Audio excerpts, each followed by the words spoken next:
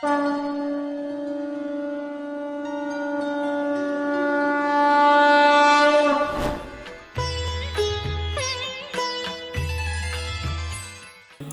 सुखदेव जी कह रहे हैं 14 वर्ष भगवान ने मथुरा में लीला करी। 11 वर्ष 52 दिन की उम्र में आए थे तो कितने वर्ष के हो गए? ठाकुर जी 25 वर्ष के हो गए तो बान जो ग्रस्त अवस्था है वो शुरू हो गई, ब्रह्मचर्य पूरी हो गई।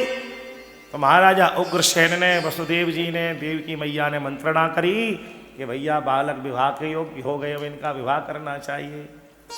सुखदेव जी कह रहे हैं रईवत देश के जो राजा हैं उनकी बड़ी सुंदर कन्या है जिसका नाम है रेवती महारानी। उसके संग में भगवान श्री बलराम जी का विवाह संपन्न हो गया। बोलिए श्री रेवती रमण भगवान की जय। और अब हमारे कन्हैया के विवाह का नंबर आ गया। बड़ी आनंद की बात है, जब विवाह के योग्य बालक होते हैं ना तो मैया बड़ा लाड़ करना शुरू कर देती है। लल्ला एक चैन और पहन ले, 1 तोले की तो बड़ी हल्की सी है, कम से कम 4-5 तोले की तो पहन। अरे तेने तो एक ही अंगूठी पहन रखी है, चल एक आध और पहन ले। और सुंदरे किम ना सुंदरम, ये तो खुद ही सुंदर है महाराज। अब ठाकुर जी के विवाह का नंबर आया, खूब लड़की वाले आए, खूब चकाचक नाश्ता पानी खींचे और लौट के कोई नहीं आवे। अमित जी लौट के कोई नहीं आवे, बड़ी चिंता हो गई भैया द्वारका में। लगता है वसुदेव जी ने, देवकी ने लक्ष्यचंडी यज्ञ करा दिया। पत्नी मनोरमाम देही मनोवृत्तानुसारणीम तारणीम दुर्ग संसार सागर से कुलोद्भवाम। फिर भी बात नहीं बनी। बात कैसे बने? अब लड़की वाला आवे, वो पूछे भैया द्वारका से तो 6.5 महीना में आए हो, बातें पहले कहाँ रहते? बोले ब्रज में रहते। और कहाँ रहते? मथुरा वृंदावन में। अब वो लड़की वाला वहां पहुंच गया। क्यों भैया? कृष्ण बलदेव नाम के 2 छोर आए यहाँ, कैसा और हंसैन आचरण। अरे बोले आचरण की बात कछु मत पूछो, रास बिहारी भगवान की जय। ये लौकिक दृष्टि की बात है। भगवान शुक कह रहे हैं राजा सीत भीष्म को नाम। कन्हैया का विवाह कहां से हो रहा है? विदर्भ देश से। नागपुर के आसपास का जो क्षेत्र है, संघ कार्यालय जहां पर है, उसको आज भी विदर्भ कहते हैं। सुखदेव जी कह रहे हैं राजा सीत भीष्म को नाम, विदर्भात पतिर्महान, तस्या 5 भवन पुत्राः, कन्यैका च वराननः। विदर्भ देश के राजा भीष्मक जी, उनके 5 पुत्र हैं रुक्मी आदि, और कन्यैका च वराननः, एक कन्या है श्री रुक्मणी जी। आज बड़ी सुंदर सभा लगी हुई है। सबसे बड़े भाई को युवराज घोषित कर दिया गया, इतना बड़ा हो गया है वो। 5 भाइयों में सबसे बड़ा रुक्मी। और सभा में आज महारानी ने इच्छा जाहिर करी, अरे महाराज और तुम 5 पुत्र केवल व्यवस्था में लगे रहते हो, राजसभा में ही। घर में रुक्मणी इतनी बड़ी हो गई, उसके विवाह की तुम्हें चिंता नहीं है? देखो वर्तमान समय में तो विकृति आ गई, पिछले कई दशक से, नहीं तो आज से 4 दशक पहले तक एकादश भवेद गौरी। 11 वर्ष की कन्या के लिए वर खोज लिया जाता था, चाहे गौना 5 वर्ष में हो, 7 साल में हो। लेकिन विकृति समाज में ऐसी आ गई, और वो समय वापस आएगा फिर, क्योंकि सृष्टि का क्रम तो वही घूमता है। कलयुग में प्रचुर आयु 20-25 साल बताई है, तो 10-12 साल की उम्र में शादी होगी ही होगी। महाराज जी प्रैक्टिकल में हम समाज में देखें तो अब मन की स्थिति इतनी डमाडोल होती जा रही है, युवावस्था घटती जा रही है महाराज जी। जितनी परिपक्वता बालकों में 18 वर्ष की उम्र में आती थी, वो 16 वर्ष 14 वर्ष की स्थिति हो गई है महानगरों में। ऊपर से ये मोबाइल की कृपा है, मासिक धर्म का समय घट गया है, तो वही समय वापिस आएगा। नारायण एकादश भवे, 11 वर्ष की कन्या को वर खोज लिया जाता था। तो महारानी ने कहा, अरे देखो कन्या विवाह के योग्य हो गई घर में, और तुम 6 के जने बस राजपाट में ही लगे हुए। तभी रुक्मी खड़ा हो गया। भैया चिंता मत करो तुम, रुक्मणी के लिए मैंने बहुत अच्छा एक वर खोज रखा है। बोले कौन है? पिताजी ने पूछा उत्साह से। भीष्मक जी बोले कौन है? अरे बोले दमघोष राजा है ना, चेदी नरेश, उनका पुत्र शिशुपाल, बड़ा सुयोग्य है वो, बड़ा सुंदर है, रूपवान वित्तवान। खुश नहीं हुए भीष्मक जी ना महारानी। उन्होंने कहा बेटा ठीक है, तुम युवराज हो, कन्या के बड़े भाई हो, लेकिन पहला अधिकार तो माता पिता का होता है। माता वित्तम पिता कुलम, कन्या रूपम, लड़की देखने का, लड़की के लिए लड़का देखने का ये नियम है। कन्या रूपम, कन्या देखती है उसकी रूप कैसा है। माता वित्तम, धनवान कितना है, और पिता कुलम, भाई का तो कोई नंबर ही नहीं है। तो यही भीष्मक जी ने कहा। अब तो रुक्मी नाराज हो गया। अरे मैं घर का बड़ा हूं, युवराज हूं, राजा के समान निर्णय करने की सामर्थ्य होती है युवराज में। तो ना चाहते हुए भी भीष्मक जी ने कहा तुमने जब वचन दे दिया है विलंब मत करो, शुभ काम में देरी नहीं, संदेश भेजो, बारात बुलवाओ, कपीले हाथ कर दो रुक्मणी के। और राजाओं का काम तो ऐसे ही होता है। तत्काल महाराज लगन पत्र का काट दी गई, और वो लगन पत्र का निमंत्रण चेदी नरेश के यहाँ भेज दिया गया, दमघोष जी के यहाँ। फलानी तिथि वार नक्षत्र में आप अपने पुत्र की बारात लेके पधारे। और इतना सभा में हो गया। ये बात जैसे ही रनवास में रुक्मणी को पता लगी सखियों से, वो उनका श्रृंगार करने लगी रुक्मणी का। रुक्मणी तो सुनते ही उदास हो गई। अरे देवी, विवाह के सुन के तो आपको 16 श्रृंगार करना चाहिए, गौरी का पूजन करना चाहिए, मंगल स्नान करने चाहिए, आप उदास क्यों हो गई हो? बोले हम शिशुपाल को नहीं चाहती है। तो फिर किसको चाहती हो? बोले द्वारकाधीश को। देखा है द्वारकाधीश को? बोले ना। इस चरित्र को आप देखें तो रुक्मणी ने कृष्ण को कैसे प्राप्त किया है, केवल एक भक्ति पहली से। तो रुक्मणी तुमने जब सुन लिया तो क्या उनको पता है कि तुम उनको चाहती हो? बोले ना ना ना। तो कुछ ऐसा करो, उनको कैसे पता लगेगा?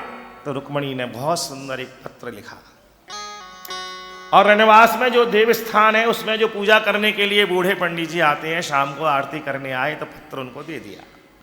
बोले महाराज, हमारी सेना में से वायु के वेग वाला कोई आप उत्तर दिशा का घोड़ा लो, और उस पर बैठकर तुरंत आप द्वारका में जाओ।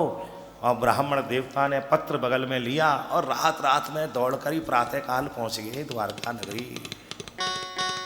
ठाकुर जी सुबह अपना नित्य कर्म करके छोटी सी सभा में 5-7 लोगों के संग बैठे मंत्रणा कर रहे थे। इतने में ही द्वारपालों ने कहा कि महाराज कोई विदर्भ से दूत आए। भगवान ने कहा बुलाइए। देखा ब्राह्मण देवता, ठाकुर जी खड़े हो गए, पाद्य अर्घ आचमन से ब्राह्मण का स्वागत किया, क्योंकि विप्र प्रसादात धरणी धरोहम, विप्र प्रसादात कमला बरोहम, विप्र प्रसादात अजितो जितोहम, और विप्र प्रसादात मम राम नाम। ऐसे ब्राह्मण भक्त हैं भगवान। जब उनका आतिथ्य कर लिया तब कहा कहां से पधारे, क्या आज्ञा है हमारे लिए? तो ब्राह्मण ने कहा प्रभु, हमारी जो राजकन्या है श्री रुक्मणी जी, उन्होंने आपको ये पत्र दिया है, ये लीजिए। भगवान बोले हम लेके क्या करें? अरे आप खोलिए और सुनाइए, दूध का काम है ये। पंडित जी बेचारे बगल झांकने लगे। अरे हम 80-90 साल के, सफेद दाढ़ी हो गई, अब एक समान उम्र वाले का समान उम्र वाले के लिए पत्र है।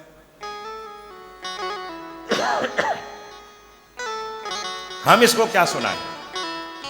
भगवान बोले ऐसा कुछ नहीं है। जब यजमान पूजा करता है भगवान की, तो मंत्र कौन बोलता है? यजमान थोड़ी मंत्र बोलता है। जिसकी आकांक्षा है वो थोड़ी मंत्र बोलता है, मंत्र तो पंडित जी बोलते हैं भाई। तो इसलिए जो प्रार्थना है वो आप खोल के सुनाइए। और बहुत सुंदर पत्र ब्राह्मण देवता कहते हैं। रुक्मणी ने क्या लिखा है? श्रुत्वा गुणान, केवल पहली भक्ति करिए महाराज जी। श्रवणम कीर्तनम विष्णु, पहली भक्ति से ही कृष्ण प्राप्त हो गए। रुक्मणी जी कह रही हैं श्रुत्वा गुणान भुवन सुंदर शृण्वतां ते अन्यर्विश्य कर्ण विवरई हरतोंगतापम। पूज्यपाद आचार्य चरण ने भी ये बात कही थी और इस श्लोक से भी प्रतिपादित होती है कि भगवान कान के माध्यम से श्रवण से ही अंदर प्रवेश करके अंदर के ताप का हरण कर लेते हैं।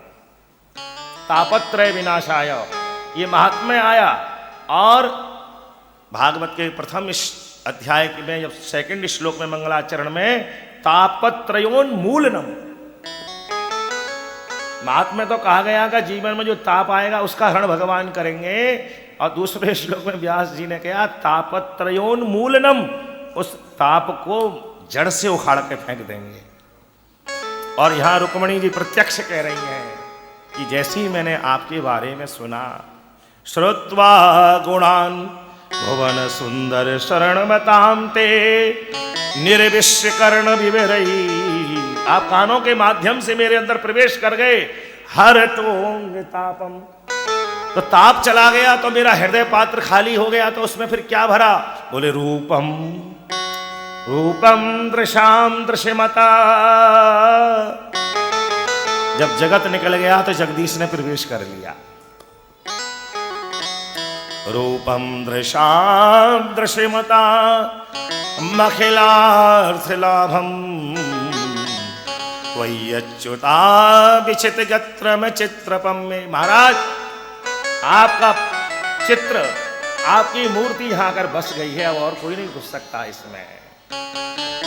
नंद नदन भरे अक्षत ना ही रही अब ठौर, अब मन में कौन अंदर जाएगा? भाई हृदय तो एक ही है ना, उसमें किसी एक को बिठा लो। अब जब नंद नंदन को बिठा लिया तो और किसका प्रवेश होगा? ऐसी सुंदर महाराज श्रुत्वा गुणान भवन सुंदर शरणवतां ते निर्विश्य कर्ण विवरई हरतोंग तापम रूपम दृशाम दृश्यमता। केवल आप सुंदर नहीं है, वो पहला श्लोक है ना, सच्चिदानंद रूपाय विश्वोत्पत्त्यादि हेतवे। केवल सुंदर नहीं है, परम सामर्थ्यवान भी हैं। और तापत्रय विनाशाय, ऐसे आप दयालु भी हैं। तो हर तरह से जांच कर हमने आपको अपने हृदयारविंद में बिठा लिया है। अब हमने तो आपका वर्ण कर लिया, हमारा काम खत्म। आत्मा ने वर्ण कर लिया परमात्मा का, अब परमात्मा का काम है कि वो हमारा वर्ण करे। सुबह के सत्र में यही था ना, भगवान पिता रात्रि। आज वो रात्रि है कि भगवान ने भी चाहा। ऐसे ही रुक्मणी जी ने कहा महाराज हमने आपका वर्ण कर लिया, अब आप हमारा वर्ण कर लीजिए।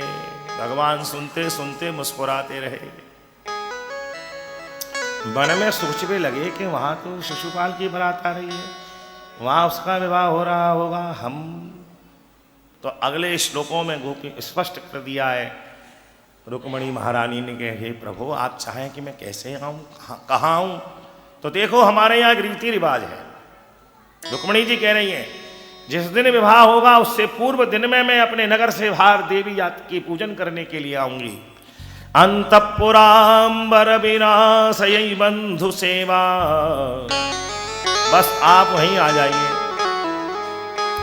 और माँ गौरी के मंदिर के बाहर ही आप हमको मिल जाइए। सारी योजना बता दें, सब योजना। सुनते ही हम भगवान तुरंत खड़े हो गए और ब्राह्मण से बोले चलें। रथ तो दरवाजे पे खड़ा था, सारथी दारुक तैयार था और ब्राह्मण को लेके भगवान जैसे ही रथ में बैठे ब्राह्मण ने भी माथा पकड़ लिया। बोले बाप रे बाप, बिल्कुल ही भूखे बैठे हैं क्या ये?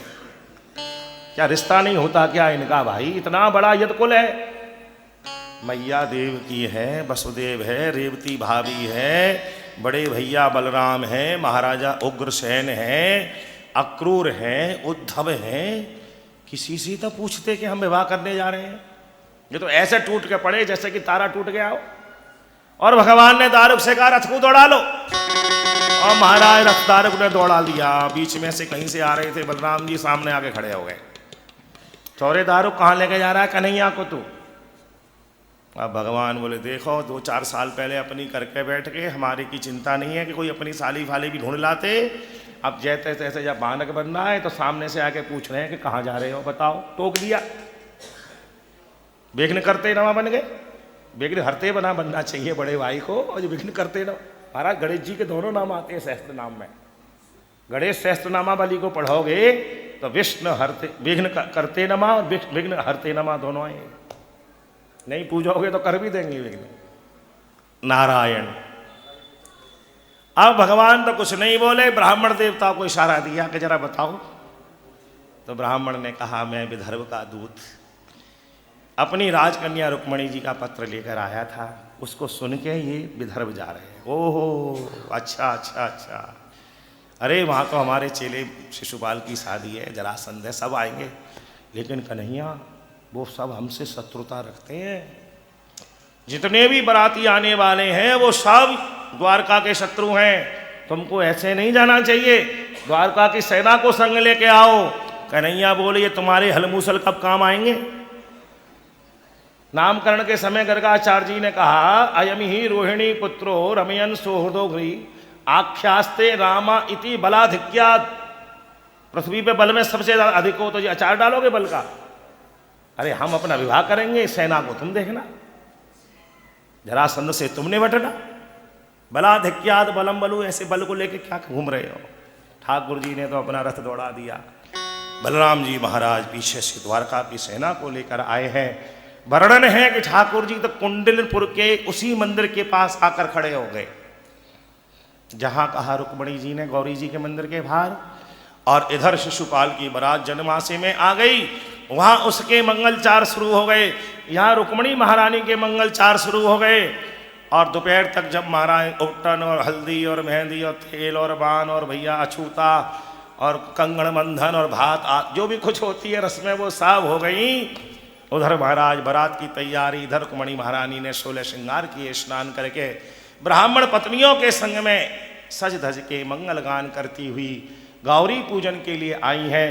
षोडशोपचार राजोपचार विधि से सौभाग्यवती स्त्रियों ने गौरी पूजन कराया है।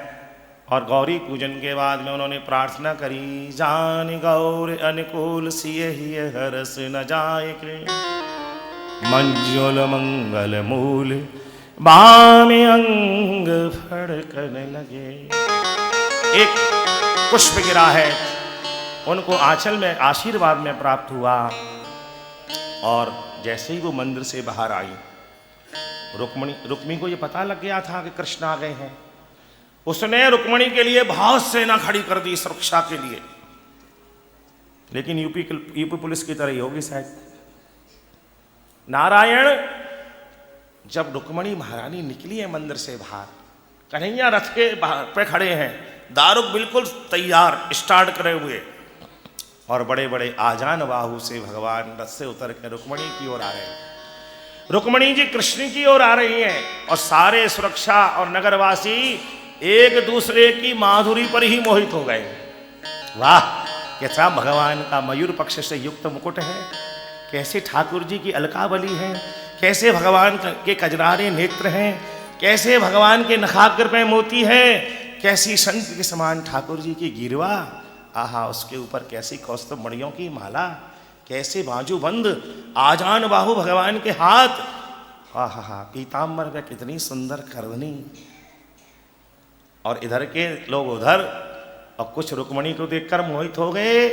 इतने में ही महाराज रुक्मिणी जी कृष्ण के समीप आई, सीधा हाथ उन्होंने बढ़ाया, भगवान ने पकड़ा, पाणी ग्रहण हो गया, और बाएं हाथ पर बिठा रुक्मिणी जी को झट से उन्होंने रथ में बिठाया, और दारुक ने रथ को दौड़ा दिया। जब रथ का शब्द भी खत्म हो गया टप टप का, तो सबरे सुरक्षा बोले भैया हम काहे को खड़े हैं, या हमारी क्या ड्यूटी है। अरे बोले ले जाने वाला तो ले गया, हम क्या करें। वो यूपी पुलिस ही हुई।